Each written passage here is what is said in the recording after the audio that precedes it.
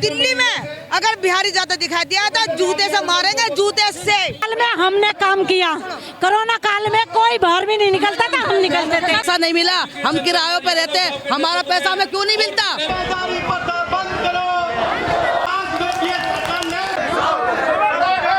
नमस्कार, आप देख रहे हैं जेएनएन न्यूज़ में राजेश्वर चौहान। जैसा कि ये प्रदर्शन चल रहा है, इसी का क्या रिजल्ट आया है? जनाब, आप अंदर गए थे ज्ञापन देने, क्या रहा मामला, क्या वहाँ से बोला गया है?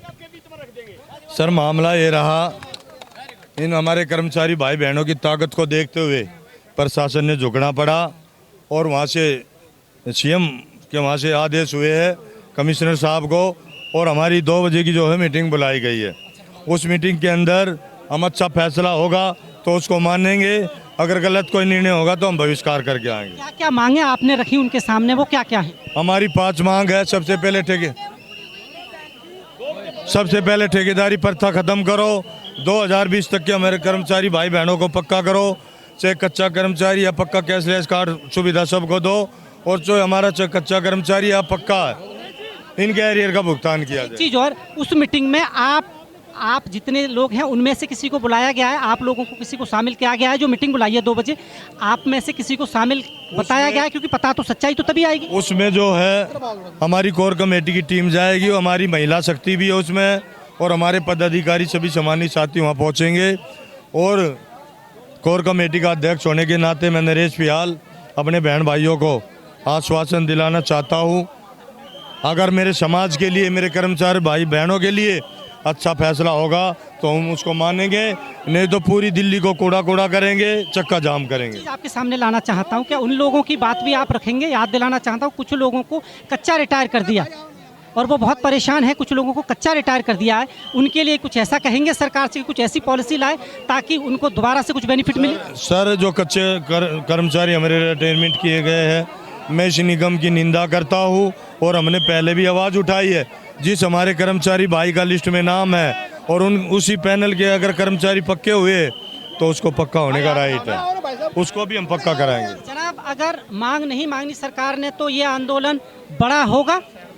और एक चीज़ और, साथ में एक सिविक सेंटर पर भी चल रहा है, क्या उसमें भी आपका कोलैबोरेशन है या फिर वो अलग है? ये निर्वाचित कोर कमेटी है, जिनके अध्यक्ष हमारे श्री नरेश पियाल जी है, उनके नेतृत्व में आज यहाँ जो राजघाट पे प्रदर्शन हुआ है, बहुत भारी संख्या में कर्मचारी दिल्ली के तमाम 12 जोनों के अंदर से यहाँ कर्मचारी आया है। और आज कर्मचारी एकता देखकर, कर्मचारियों का जो विश्वास देखकर, अभी मुख्यमंत्री के निवास स्थान से हमारे कमिश्नर साहब के पास फ़ोन कर दिया जाएगा, मैसेज दे दिया गया है, और अब हमारी 2 बजे की मीटिंग बुलाई गई है। अगर हमारी मीटिंग में हमें संतोषजनक जवाब मिलता है, हमारी जो मुख्य मांग है, जो ठेकेदारी प्रथा है, उसको खत्म किया जाता है, तो आंदोलन के बारे में हम सोचेंगे, अन्यथा यह आंदोलन बड़ा होगा, काम रोको आंदोलन होगा। जी, अगर हमारी जो ठेकेदारी प्रथा को बंद नहीं किया गया और निगम के द्वारा भर्ती नहीं की गई जैसे पहले होती थी, तो हमारा यह आंदोलन उग्र रूप लेगा और आगे भी इस आंदोलन को चलाएंगे हम। अब जैसा कि आप देख रहे हैं, जी हाँ, मेरा नाम अजीत बोत है, मैं भारतीय मजदूर संघ से हूँ। अभी हमने ज्ञापन पत्र दिया है माननीय मुख्यमंत्री जी से, और अब हम 2 बजे कमिश्नर साहब के साथ बैठक ले रहे हैं। और आपके चैनल के द्वारा बताना चाहता हूं, यदि आज हमारी मांग नहीं मानी तो आने वाले दिनों में दिल्ली में बहुत बड़ी हड़ताल देखने को मिलेगी। और इस तरह की हड़ताल देखेंगे, काम बंद वाली? मैं आपसे बताना चाहता हूं, भारतीय मजदूर संघ के महामंत्री माननीय दीपेंद्र चाहर जी ने बिल्कुल साफ संदेश कहा है, सफाई कर्मचारी के सहयोग में, चाहे डीटीसी का कर्मचारी हो, एमटी का कर्मचारी हो, जल बोर्ड हो या किसी भी विभाग का कर्मचारी हो, सभी मजदूर वर्ग सफाई कर्मचारियों के साथ आने वाला है। चाहे हमें टैक्सी बंद करनी हो, ऑटो बंद, सब कुछ बंद, जल बोर्ड बंद, सब ठप होने वाला है। यह भारतीय मजदूर संघ ने आज आंदोलन किया है, भारतीय मजदूर संघ के नेतृत्व में ही आंदोलन हुआ है। बाकी जो यूनियन है थोड़ा सा बिखराव है, उन सबको साथ लेने की कोशिश करेंगे ताकि एक मंच पे आ जाए, क्योंकि बात कर्मचारियों के हितों की है, लड़ाई तो बाद में भी हो सकती है। भारतीय मजदूर संघ लगातार कहता है ये सभी श्रमिकों की लड़ाई है। जितने दिल्ली में श्रमिक संगठन चल रहे हैं उनकी एक एक भाइयों की लड़ाई है। हम यही कहना चाहते हैं, दिल्ली में सभी श्रमिक संगठन एक हो, एक मंच पर आकर एक लड़ाई लड़े, यही मैं कहना चाहता हूँ। जय हिंद। एक मंच पे कैसे आएंगे, क्योंकि बिखराव तो बहुत बड़ा है। जी जी, देखिए, हमारे बहुत ही समाज सेवी, निस्वार्थ सेवा करने वाले, जिंदगी पूरी कौम के नाम देने वाले आदरणीय शेरे दिल मोहर सिंह पहलवान ने भी आह्वान किया है, उनकी तबीयत बहुत खराब है। उसके बाद भी आह्वान किया कि सभी संगठन एक हो गए और इन 25 साल के कच्चे कर्मचारियों को पक्का कराओ, ठेकेदारी से मुक्त कराओ और इनकी जो सुविधा कैशलेस कार्ड की वो सुविधा कराओ, आने वाले समय के लिए नई भर्तियां कराओ। और हमने भी अनुरोध किया है कि तभी सभी संगठनों से संपर्क चले हुए हैं कि सभी संगठन एक डंडे नीचे आके और इस मांग डिमांड को हो और हड़ताल के नए नए तरीके हमारे पास हैं, नई नई योजनाओं के अनुसार अब करेंगे। भूख हड़ताल भी होगी, बाइक रैली भी होगी, सब कुछ जाम भी होगा, कूड़ा भी होगा। जनाब 2 बजे का टाइम मिला है आपको, ऐसा सुना जा रहा है, उसमें आपकी तरफ से भी इन्विटेशन है, आप लोग भी शामिल हो रहे हैं उस मीटिंग में, क्योंकि क्या होगा अंदर कैसे पता लगेगा आम कर्मचारियों को? ये ऐसे पता लगेगा जैसे आज आप इस प्रदर्शन में आए हुए हो, जैसे मुख्यमंत्री जी के यहाँ से हम अभी ज्ञापन देकर आए, वहाँ से मैसेज आया था कि भाई आपकी 2 बजे की कमिश्नर साहब के साथ मीटिंग सेटअप करा दी गई है। साहब नहीं आए? हाँ, नरेश पिवाल साहब के नेतृत्व में जो मीटिंग होगी, क्योंकि समस्त यूनियन कोर कमेटी के जो अध्यक्ष हैं वो नरेश पिवाल साहब हैं। मैं ऑल म्यूनसिपल स्टाफ यूनियन से दिल्ली प्रदेश का अध्यक्ष कैलाश गागड़ा, अन्य संगठनों के जो घटक दल हैं उनके अध्यक्ष नरेश पिवाल हैं।